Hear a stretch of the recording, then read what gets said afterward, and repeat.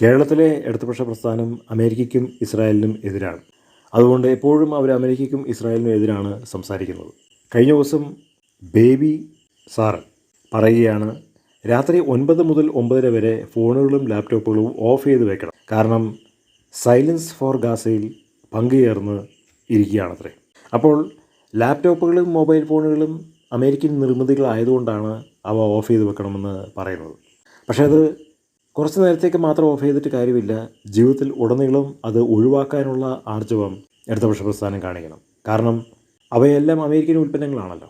അംഗീകരിച്ചാലും അംഗീകരിച്ചില്ലെങ്കിലും വിശ്വസിച്ചാലും വിശ്വസിച്ചില്ലെങ്കിലും നമ്മുടെ നാട്ടിൽ ഇൻ്റർനെറ്റ് വരാൻ കാരണം അമേരിക്കയിൽ അതിൻ്റെ വിപ്ലവം ഉണ്ടായതുകൊണ്ടാണ്. നമ്മുടെ നാട്ടിലെ യാത്രാ വിമാനങ്ങളൊക്കെ നിർമ്മിച്ചിട്ടുള്ളത് അമേരിക്കയിലെ ബോയിങ് കമ്പനിയാണ്.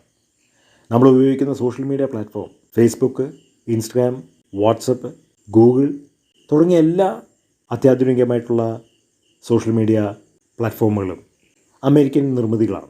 നമ്മൾ ഉപയോഗിക്കുന്ന കമ്പ്യൂട്ടറിൻ്റെ operating system Windows, Linux American നിർമ്മിതികളാണ്.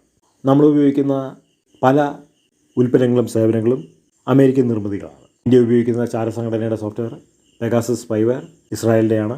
അങ്ങനെ പല വിഷയങ്ങളും നമ്മൾ എടുത്ത് പഠിക്കുമ്പോൾ അമേരിക്കയെ പ്രത്യക്ഷമായും പരോക്ഷമായും ആശ്രയിച്ചിട്ടാണ് നമ്മൾ ജീവിക്കുന്നത്. ഇന്ത്യയും അമേരിക്കയും തമ്മിൽ ദശലക്ഷം കോടി രൂപയുടെ വ്യവസായ കരാറുകൾ ഉണ്ട്. ഇന്ത്യയിൽ നിന്ന് ഒരുപാട് ആളുകൾ ജോലിയുള്ള ബന്ധത്തിൽ, ബിസിനസ്സിലുള്ള ബന്ധത്തിൽ അമേരിക്കയിൽ സ്ഥിരതാമസമാക്കി ഇരിക്കുന്നുണ്ട്. അതുകൊണ്ട് അമേരിക്കയെ ഒഴിവാക്കിയിട്ട് നമുക്കൊന്നും ചെയ്യാൻ കഴിയില്ല. അതുപോലെ തന്നെ ലാപ്ടോപ്പുകളും സ്മാർട്ട് ഫോണുകളൊക്കെ നമുക്ക് ഓഫ് ചെയ്ത് വെച്ചിട്ട് അമേരിക്കയോടുള്ള വൈരാഗ്യം തീർത്തിട്ട് ഒരു കാര്യമില്ല. അത് ശുദ്ധ മടയത്തരമാണ്. കാരണം അമേരിക്കയില്ലാതെ നമുക്ക് ജീവിക്കാൻ കഴിയില്ല. അതുകൊണ്ട് ലോകത്തിലുള്ള എല്ലാ രാജ്യക്കാരും പ്രത്യക്ഷമായും പരോക്ഷമായും അമേരിക്കയെ നോക്കിയിരിക്കുന്നതിൻ്റെ കാരണം അതാണ്. അമേരിക്ക ലോകത്തിന് സംഭാവന ചെയ്ത പോലെ ലോകത്തിലൊരു രാജ്യത്തും ആരും സംഭാവന ചെയ്തിട്ടില്ല. അതുകൊണ്ട് ഈ ഒരു തീരുമാനം അത് പോഴത്തരമാണ്.